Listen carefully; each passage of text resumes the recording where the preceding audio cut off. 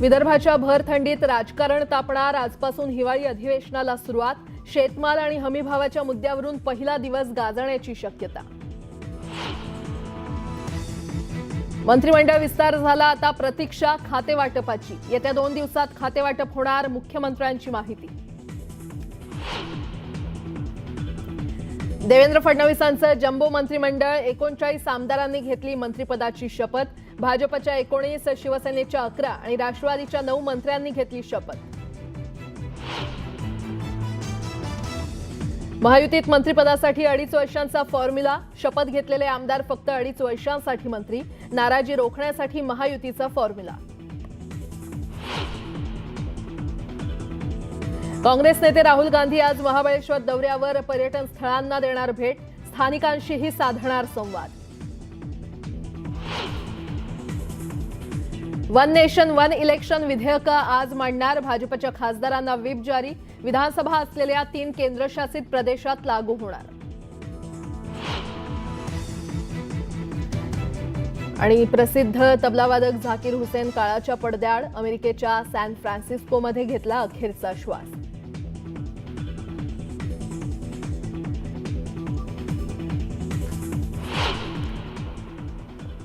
आणि आता बातमीपत्राला सुरुवात करूयात. महायुती सरकारच्या मंत्रिमंडळ विस्तारात मुख्यमंत्री देवेंद्र फडणवीसांनी धक्कातंत्राचा अवलंब केल्याचं पाहायला मिळालं. अनेक वर्ष मंत्रिपदाचा अनुभव असलेल्या काही नेत्यांना पहिल्या मंत्रिमंडळ विस्तारात स्थान मिळवता आलं नाही. छगन भुजबळ, दिलीप वळसे पाटील, धर्मराव बाबा अत्राम, रवींद्र चव्हाण, सुधीर मुनगंटीवार, विजयकुमार गावित, दीपक केसरकर, तानाजी सावंत आणि अब्दुल सत्तार हे सगळे नेते गेल्या वेळच्या शिंदे सरकारमध्ये विविध खात्याचे मंत्री होते. पण देवेंद्र फडणवीसांच्या मंत्रिमंडळात त्यांना मंत्रिपद राखता आलेलं नाही. खरं तर हे नेते फडणवीस सरकारमध्ये मंत्रिपदाचे प्रबळ दावेदार म्हणून ओळखले जात होते. पण त्यांना यावेळी डावलण्यात आलंय.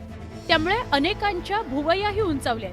भाजप, शिवसेना आणि राष्ट्रवादी काँग्रेस अशा तिन्ही पक्षांनी प्रत्येकी 3 माजी मंत्र्यांना मंत्रिमंडळात स्थान दिलेलं नाही. महायुतीतील तिन्ही पक्षांनी या बड्या नेत्यांना मंत्रिमंडळाबाहेर ठेवलं. त्यामुळे राजकीय वर्तुळात खुमासदार चर्चा झाली. छगन भुजबळ हे काँग्रेस आघाडीच्या सत्तेत अनेक वर्ष मंत्री होते. एकनाथ शिंदेंच्या मंत्रिमंडळात अन्न आणि नागरी पुरवठा मंत्री म्हणून त्यांनी जबाबदारी सांभाळली होती. एवढंच काय, पण एकेकाळी गृह खातंही त्यांनी सांभाळलं होतं. 2019 साली महाविकास आघाडी आणि महायुती अशा दोन्ही सरकारमध्ये ते मंत्री होते. राज्यातील ओबीसी समाजाचे बडे नेते म्हणून त्यांच्याकडे पाहिलं जातं. पण यावेळी त्यांचीही मंत्रिपदाची संधी हुकली आहे. दिलीप वळसे पाटील हे राष्ट्रवादी काँग्रेसमधलं मोठं नाव. शिंदेंच्या सरकारमध्ये त्यांच्याकडे सहकार खात्याची जबाबदारी होती. तसंच विधानसभा अध्यक्षपदावरही काही काळ त्यांनी काम केलेलं आहे. पण यावेळी त्यांना मंत्रिमंडळात स्थान मिळवता आलेलं नाही. गेल्या सरकारमध्ये धर्मराव बाबा अत्राम यांच्याकडे अन्न आणि औषध प्रशासनाच्या खात्याची जबाबदारी होती. पण त्यांनाही यावेळी डावलण्यात आलंय. भाजपनंही नव्या चेहऱ्यांना संधी देण्याकरता जुन्या नेत्यांना बॅकसीटवर ठेवलंय. देवेंद्र फडणवीस सरकारमध्ये मंत्री म्हणून सुधीर मुनगंटीवारांचं नाव निश्चित मानलं जात होतं. पण ऐनवेळी त्यांचा पत्ता कापण्यात आला. शिंदे सरकारमध्ये मुनगंटीवारांकडे वन आणि सांस्कृतिक कार्य मंत्रालयाची जबाबदारी होती. नुकतंच लोकसभेत त्यांचा पराभव झाला होता. पण विधानसभेत त्यांनी विजय खेचून आणला होता. मंत्रिमंडळाच्या यादीत त्यांना मात्र स्थान मिळवता आलेलं नाही. माजी बांधकाम मंत्री रवींद्र चव्हाण यांनाही यावेळी वगळण्यात आलं. चव्हाण यांनी कोकणात भाजपला मोठं यश मिळवून दिलं होतं. तसंच मुख्यमंत्री देवेंद्र फडणवीस यांचे निकटवर्तीय म्हणून त्यांच्याकडे पाहिलं जातं. त्यामुळे त्यांचं मंत्रिपद तर निश्चितच होतं. पण यावेळी भाजपनं त्यांना देधक्का दिलाय. तीच अवस्था माजी आदिवासी विकास मंत्री विजयकुमार गावित यांचीही झाली आहे. इकडे शिंदेंच्या शिवसेनेतही धक्कातंत्र अवलंबण्यात आलंय. माजी आरोग्यमंत्री तानाजी सावंत हे मंत्रिपदाकरता आग्रही होते. शिंदेंच्या मंत्रिमंडळात त्यांच्याकडे आरोग्य खात्याची जबाबदारी होती. पण यावेळी त्यांचाही हिरमोड झाला. माजी पणन आणि अल्पसंख्याक विकास मंत्री अब्दुल सत्तार यांनाही यावेळी डच्चू मिळालाय. गेल्या सरकारमध्ये या न त्या कारणामुळे ते वादात सापडले होते. तसंच माजी शालेय शिक्षण मंत्री दीपक केसरकरांच्या वाहनाचा लाल दिवाही गेलाय. गेले काही दिवस मंत्रिपदाची लॉटरी कुणाला लागणार याची चर्चा राजकीय वर्तुळात रंगली होती. पण मंत्रिमंडळ विस्तारात काहींना सुखद धक्का तर काहींना धक्का मिळाल्याचं बघायला मिळालं. Bureau report, news 18 Lokmat. बातमीपत्रामध्ये आता पाहणार आहोत गावाकडच्या महत्त्वाच्या 50 बातम्या. सुरुवात करूयात. महायुती सरकारमधील 39 आमदारांनी मंत्रिपदाची शपथ घेतली. नागपुरातील राजभवन परिसरात पहिल्यांदाच हा शपथविधी सोहळा पार पडला. राज्यपाल CP राधाकृष्णन यांनी नव्या मंत्र्यांना पद आणि गोपनीयतेची शपथ दिली. राज्य सरकारमधील नव्या मंत्र्यांनी शपथ घेतली. 33 आमदारांनी कॅबिनेट मंत्रिपदाची तर फक्त 6 आमदारांनी राज्यमंत्रिपदाची शपथ घेतली. भाजपमधील 19, शिवसेनेच्या 11 तर राष्ट्रवादीतील 9 आमदारांनी मंत्रिपदाची शपथ घेतली. महायुतीमध्ये मंत्रिपदासाठी 2.5 वर्षांचा फॉर्म्युला वापरण्यात आलाय. जागा कमी आणि पद भूषवणारी माणसं जास्त असल्यानं मंत्र्यांना 2.5 वर्ष संधी दिली गेली आहे, अशी माहिती अजित पवार यांनी दिली आहे. दरम्यान या 2.5 वर्षांच्या फॉर्म्युलासाठी शिवसेनेनं शपथ घेतलेल्या मंत्र्यांकडून प्रतिज्ञापत्र लिहून घेतलंय. आता ज्या मंत्र्यांनी शपथ घेतली आहे त्यांना 2.5 वर्षांनंतर मंत्रिपद सोडावं लागणार आहे, अशा प्रकारचं प्रतिज्ञापत्र एकनाथ शिंदेंच्या मंत्र्यांकडून लिहून घेण्यात आलंय. नागपुरातील राजभवनात शपथविधी पार पडला. यावेळी भाजपमधील ज्येष्ठ नेते चंद्रशेखर बावनकुळे, गिरीश महाजन, राधाकृष्ण विखे पाटील, चंद्रकांत पाटील आणि आशिष शेलार यांनी मंत्रिपदाची शपथ घेतली. महायुतीमधील फक्त 4 लाडक्या बहिणींनी मंत्रिपदाची शपथ घेतली. भाजपकडून पंकजा मुंडे, माधुरी मिसाळ, मेघना बोर्डीकर तर राष्ट्रवादीच्या अदिती तटकरे या 4 महिलांनी महायुती सरकारमध्ये मंत्रिपदाची शपथ घेतली. येत्या 2 ते 3 दिवसांमध्ये खातेवाटप केलं जाईल, अशी माहिती मुख्यमंत्री फडणवीसांनी दिली आहे. तर आजपासून गतिशील कारभार सुरू होईल, असं देखील ते म्हटलं. आम्ही महायुतीनं मिळून 2.5 वर्षांचा फॉर्म्युला ठरवलाय, त्यामुळे अनेकांना संधी देता येईल, असं एकनाथ शिंदे म्हणाले. तर प्रत्येक मंत्र्यांचा परफॉर्मन्स ऑडिट करणार, कामात चूक आढळल्यास पदाचा पुनर्विचार केला जाईल, असं मुख्यमंत्री फडणवीस म्हटले. जवळपास 20 विधेयक हिवाळी अधिवेशनात येतील. तसंच अधिवेशनात आम्ही विरोधकांना उत्तर देऊ, असं मुख्यमंत्री देवेंद्र फडणवीस म्हटले. आमचं ईव्हीएम सरकार असल्याचं विरोधक म्हणतात, पण ईव्हीएम म्हणजे एव्हरी वोट फॉर महाराष्ट्र, असं मुख्यमंत्री फडणवीस म्हटले. तर विरोधकांकडून ईव्हीएम विरोधात नरेटिव्ह सेट करण्याचा प्रयत्न सुरू असल्याची टीका देखील फडणवीसांनी केली आहे. परभणीमध्ये बाबासाहेबांच्या पुतळ्याची विटंबना करणाऱ्या मनोरुग्णाला अटक केल्याचं फडणवीसांनी सांगितलं. दरम्यान या घटनेनंतर जो उद्रेक झाला तो असंविधानिक आणि अयोग्य असल्याचं देखील ते म्हटलं.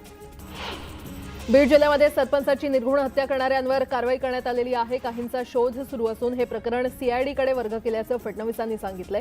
तर या हत्येप्रकरणी स्पेशल SIT बसवून सगळे धागेदोरे शोधणार आणि आरोपीला अजिबात सोडणार नाही, अशी ग्वाही मुख्यमंत्र्यांनी दिली आहे. विरोधी पक्षनेता निवडीमध्ये सरकारची भूमिका काहीच नसते. कायद्यानं विधानसभा अध्यक्ष जो निर्णय घेतील तो आम्हाला मान्य असेल. आमची त्यात कोणतीच अडवणूक नसेल, असं फडणवीस म्हटलंय.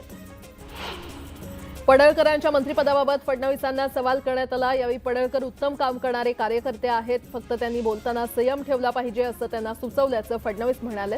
तर एक चांगलं भविष्य असलेला तो नेता आहे, असं म्हणत फडणवीसांनी पडळकरांचं कौतुक केलं. चहापानावर बहिष्कार घालणं हा विरोधकांचा पायंडा, अशी टीका अजित पवार यांनी केली. विरोधकांनी देखील साधक बाधक चर्चा करायची असते. विरोधक कमी असले तरी महत्त्वाच्या प्रश्नांना उत्तर देणार, असंही अजित पवार म्हटले. मी नाराज नाही, मी फडणवीसांच्या पाठीशी खंबीरपणे उभा आहे, असं स्पष्टीकरण उपमुख्यमंत्री एकनाथ शिंदे यांनी दिलंय. फडणवीस पुन्हा येईन म्हणाले आणि पुन्हा आले, असं म्हणत शिंदेंनी फडणवीसांचं कौतुक केलं. महायुती सरकारच्या मंत्रिमंडळात राष्ट्रवादीचे ज्येष्ठ नेते छगन भुजबळांना वगळल्यानं समर्थकांना धक्का बसलाय. मराठा आरक्षणावरून घेतलेली आक्रमक भूमिका, मुलाला विधान परिषदेत पाठवलं असताना पुतणे समीर भुजबळांनी नांदगावमधून केलेली बंडखोरी यासह विविध कारणांमुळे भुजबळांना मंत्रिपदापासून दूर ठेवल्याशी जोडला जातोय.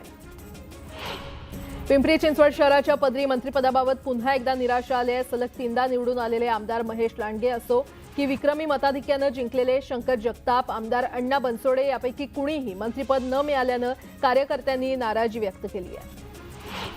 लातूरच्या अहमदपूर मतदारसंघाचे आमदार बाबासाहेब पाटील यांना मंत्रिपदाची लॉटरी लागली आहे. बाबासाहेब पाटलांच्या शपथविधीनंतर छत्रपती शिवाजी महाराज चौकात राष्ट्रवादीच्या कार्यकर्त्यांनी जल्लोष केला.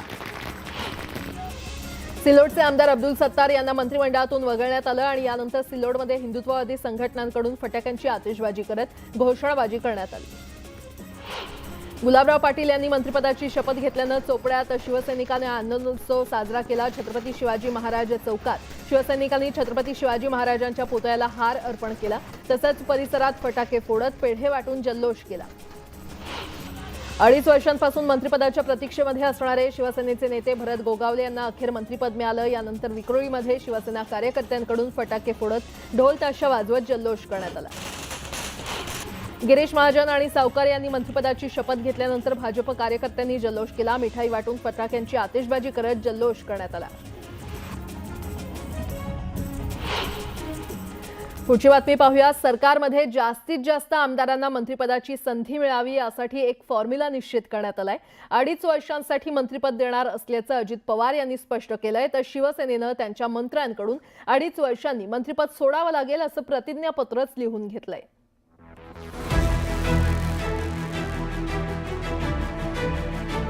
मी चंद्रशेखर प्रभावती कृष्णराव बावनकुळे विश्वासाची शपथ घेतो की महाराष्ट्र राज्याचा मंत्री म्हणून माझ्या विचारात आणली जाईल. मी महाराष्ट्र राज्याचा मंत्री म्हणून माझी कामे निष्ठापूर्वक माझ्या विचारार्थ आणली जाईल. राज्य मंत्रिमंडळाचा पहिला विस्तार पार पडला. या विस्तारात जुन्या आणि नव्यांना संधी देण्यात आली आहे. नितेश नीलम नारायण राणे, योगेश ज्योती रामदास कदम, बोर्डीकर, मेघना, दीपक साकोरे.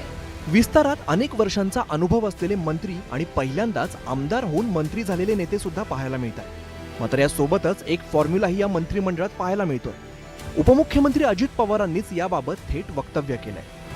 सर्वांनाच असं वाटतं की आपल्याला संधी मिळावी. आता सर्वजण ताकदीचे नेते असतात, मात्र जागा मर्यादित असतात. त्यामुळे काहींना 2.5 वर्षांसाठी संधी द्यायची असं ठरलंय. त्यामध्ये अनेक मंत्री आणि राज्यमंत्री सामावून घेतले जातील. त्यामुळे अनेक जिल्ह्यांना प्रतिनिधित्व मिळेल. अनेक भागांना यातून प्रतिनिधित्व करण्याची संधी मिळेल, असं अजित पवारांनी नागपूरमधील पक्षाच्या मेळाव्यात बोलताना सांगितलंय. आज आता मंत्रिमंडळामध्ये सगळ्यांनाच वाटतं मला मंत्रिमंडळामध्ये संधी मिळावी. जागा मर्यादित असतात, सगळेच ताकदीचे असतात, सगळेच योग्यतेचे असतात. पण साधारण मागच्या वेळेस ज्यावेळेस आपण सरकारमध्ये गेलो त्यावेळेस 1.5 वर्षाची कारकीर्द ही काहींना मिळालेली आहे. या 5 वर्षाच्या कारकिर्दीमध्ये साधारण डोक्यामध्ये आम्ही लोकांनी असं ठरवलेलं आहे, काही 2.5 वर्षाकरता काहींना संधी द्यायची, म्हणजे अनेक मंत्री आणि राज्यमंत्री त्याच्यामध्ये सामावून घेतले जातील. शिवसेनेकडूनही मंत्रिपदासाठी 2.5 वर्षांचा फॉर्म्युला वापरला जाणार आहे. अनेक जण मंत्रिपदासाठी इच्छुक असल्याने हा फॉर्म्युला ठरवण्यात आलाय. शिवसेनेच्या मंत्र्यांकडून प्रतिज्ञापत्र लिहून घेतलं जाणार आहे. मंत्रिपद 2.5 वर्षांनंतर सोडून द्यावं लागेल असं नमूद करण्यात आलंय. मंत्रिपदाच्या शपथविधीआधी शिवसेनेची बैठक झाली. या बैठकीत उपमुख्यमंत्री एकनाथ शिंदे यांनी नेत्यांना पूर्वकल्पना दिली.